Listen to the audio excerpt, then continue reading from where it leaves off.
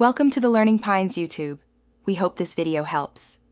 You start by confirming your device supports live photo and that iOS is up to date. This prevents missing features.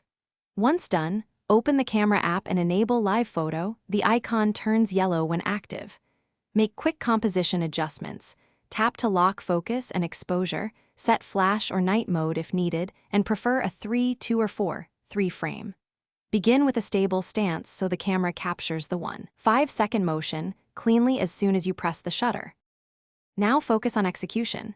Position yourself and hold the phone steady for about 1 second before and after you press the shutter so the live photo records both pre- and post-motion. If the subject moves quickly, anticipate the action. For low light, increase exposure or use fill flash to keep motion detail. Note that burst mode captures multiple frames and may not preserve live metadata the same way, so avoid burst unless you need many stills. Review the preview to confirm the intended motion was captured. Finish by opening photos and selecting your new live photo. Play it to verify the clip includes the desired motion. Once satisfied, swipe up to pick an effect like loop, bounce, or long exposure, or tap edit to trim the exact start and end frames and set a key photo. To share, export as a live photo, convert to video, or create a GIF depending on the platform. If you see only a still image, make sure live was on during capture and repeat with steadier hands and a clear subject.